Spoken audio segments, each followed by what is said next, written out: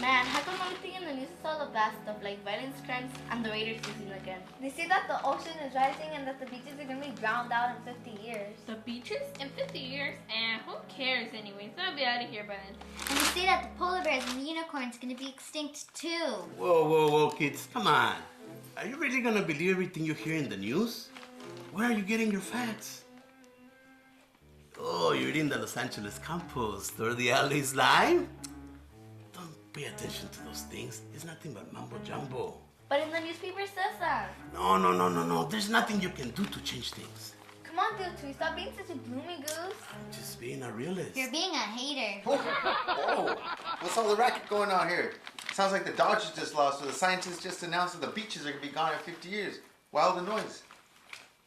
Dude, you're saying we can't do nothing to help protect the earth or the beaches. Hey kids, like the saying says, it is what it is. No, see, I was taught it is what you make it. See, I'm doing some work outside to help protect our planet. You guys want to go check it out? Yeah! All right, let's go. Go with him if you want. But what is he gonna teach you about saving the earth? He's nothing but a poor, lowly landscaper.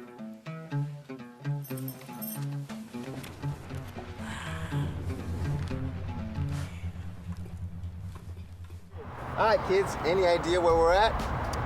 Real Cool Nursery? Nope, we're at Nopalito Native Plant Nursery in Ventura. Me, my cousin, and a good friend opened up this nursery. Anybody have an idea what we sell here? Chocolate? Huh? Day-old newspaper? Newspapers? What? Tropical birds? Birds? Huh? Old VHS tapes? VHS tapes? You're too young to even know VHS tapes. What? No, Nopalito Native Plant Nursery. We sell native plants, guys. What's the native plant in there? Oh, it's a good thing you asked because we have a montage waiting right here. Okay, maybe not. Sorry, guys. Wrong one. You know what? We don't need a video to tell us what a native plant is. I'll just show you guys with these plants. Like these 3 plants right here, these are California native plants. That means they were found growing wildly in California and they've been here for hundreds, if not thousands of years. I like this one, Tony. It's pretty. Yeah, this is a beautiful little plant. This is called Penstemon margarita bob, and someone found this growing wild in Central California. If you guys look closely, you can see all these cool little things happening here. Wow, there's a lot of little bugs all over it. Yeah. But you know what? The bugs aren't here to destroy this plant. You know, they're here to eat, to hide, and to even hang out.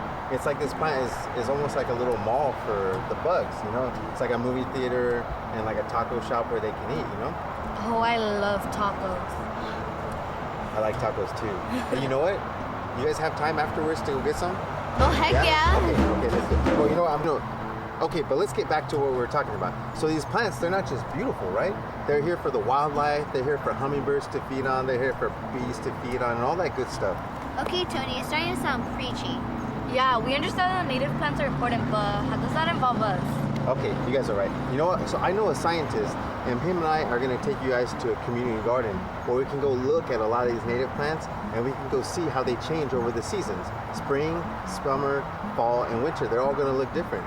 And so monitoring stuff like that over the seasons is called phenology. I think what we need to do is go to the garden right now and check out those plants. You guys want to do that? Yeah. Okay, so through the magic of television, we're going to clap our hands 3 times and get over there. You guys ready? Yeah. Okay, ready? 1, 2, 3. 3. All right, kids, I want to introduce you to Brian. He's from the University of California at Santa Barbara. He's going to talk to us a little bit about phenology. I don't know, Tony. I don't like that word phenology. Yeah, that was scares me. Oh, that's all right. I understand. Phenology's kind of a big word, but it's nothing to be scared of. It's actually really cool. It's like saying fat with a pH, only it's the fun way of saying plant animal life cycles with a pH. Fantastic. Tell us more. Well, phenology is all about timing of natural cycles, all around us, all the time. Hey, Brian, where's your lab coat? Oh, you know what? Not all scientists wear lab coats all the time, especially when we come outside to look at wild plants and animals like this one.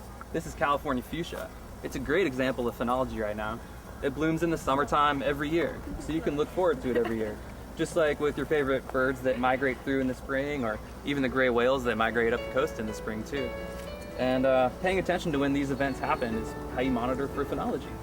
So when my brother starts playing baseball in the spring, is that phenology? Sort of, only he probably starts playing baseball the same calendar date every year, no matter what's happening with the weather. But with plant and animal life cycles, the timing of those events can depend on if it's warm or cold, or if it's really wet or dry in a given year. So if your brother started playing baseball earlier in the springtime because it was warmer, that might tell us something about how the weather's changing. So since plant and animal activities are sensitive to the environment, phenologists record these events over many years to understand what might be happening with long-term changes in the climate. And monitoring plants for their phenology, it's a great way to start, because once you plant them, they don't move. You'll always know where to find them to watch and see what's happening every season. Okay, so phenology monitoring tells us not only about the lives of these plants, but about climate change too? Wow, that's phenomenal. Right, I think so too. And if we collect enough data over time about phenology, we can start to learn about how to help protect these plants and the wildlife that depends on them. And we can better understand what's happening right here in Southern California in terms of climate change. But it's going to take a lot of scientists studying a lot of plants and animals in order to really understand what's happening. That's why we need your help as citizen scientists studying the phenology of plants and animals around here. How do we become citizen scientists, Brian? Well, you start by choosing a plant and watching it over the seasons. So when something changes on your plant, like it starts to produce new leaves, or the flowers open up, or the fruit starts to ripen, what you do is document the first time you see this happening and put that information on a website called Project Budburst, where other scientists and citizen scientists can see your data and you can see theirs all across the country. You guys think you can do that? Yeah! Thanks, Brian! All right. Man, phenology is a big word, but it's pretty important. Yeah, I'm glad you think so. So do you want to take a look at your plants right now and come back next week and see what's changed? Yeah! All right, everybody. So say bye to Brian because he's got to go back to UC Santa Barbara and do his phenology thing. Bye, Brian! Bye, everyone. And I'll see you guys here in a week so we can monitor these plants. All right? With tacos? Yeah, we'll have tacos And ice cream? and ice cream. Yeah. Oh, again with the eye. Last year, you guys see anything different? This plant had flowers last time, and this time there are no flowers. Okay, so let's go ahead and make a note of it. This plant is just starting to grow leaves, like Brian showed us. Okay, so let's go ahead and make a note of that. I see a butterfly. I see a bee. And I see a bunch of well-trained citizen scientists. I think our job here is done. Actually, our work here is just getting started. At the U.S. Fish and Wildlife Service, we're just some of the scientists that are really interested in learning more about the impacts of climate change through using phenology monitoring. And we do that through working with lots of partners, such as UC Santa Barbara, Nopalito Native Plant Nursery, and many community groups and schools throughout Southern California to create phenology gardens such as this one right here, full of beautiful native plants at the Boys and Girls Clubs. But we can't do it alone. We need your help as citizen scientists in our efforts to help understand the effects of climate change and its effects on wildlife.